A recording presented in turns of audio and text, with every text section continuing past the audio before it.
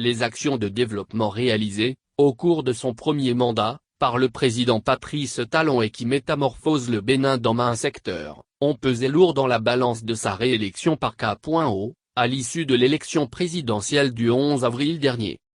Patrice Talon aura fait un grand exploit en se faisant plébisciter à plus de 86% à l'issue du premier tour de la présidentielle du 11 avril dernier pour se succéder à lui-même à la présidence de la République.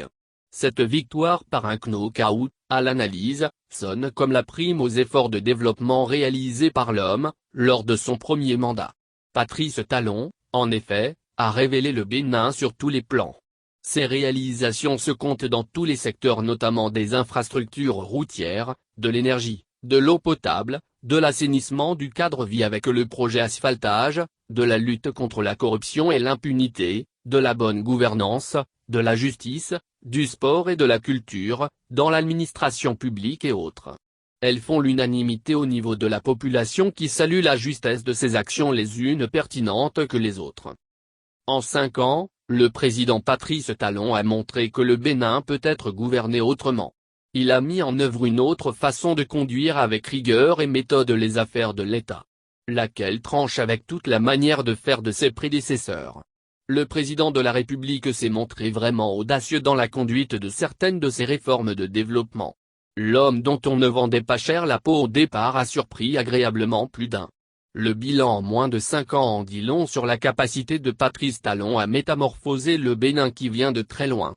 Aucune commune n'a été laissée pour compte dans les œuvres de transformation du Bénin portées par le programme d'action du gouvernement, PAG. Les actions ont impacté les populations de toutes catégories sociales confondues. Suffrage sans teinte de corruption. L'élection présidentielle du 11 avril dernier aura été donc l'occasion pour celle-ci de retourner l'ascenseur au chef de l'État. Cela de fort belle manière d'ailleurs. Les électeurs ont massivement porté leur suffrage sur le duo Patrice Talon-Mariam Chabi Talata, respectivement candidats au poste de président de la République et de vice-président de la République, en dépit de l'absence de l'argent et de la corruption dans la campagne électorale. Ils ont exercé leur droit de vote en toute connaissance de cause. C'est en cela que l'on ne doit se plaindre du taux de participation de ce scrutin, estimé à 50,63%, selon les chiffres de la Cour constitutionnelle qui a proclamé les résultats définitifs de l'élection. Bien au contraire. L'on doit se réjouir de ce taux qui donne des raisons d'espérer que le pari de la bataille contre la corruption électorale sera gagné d'ici là. Nombreux sont les électeurs qui ne sont pas sortis pour aller voter parce qu'ils n'ont pas eu, comme par le passé, de l'argent, des sacs de riz, de sel et autres.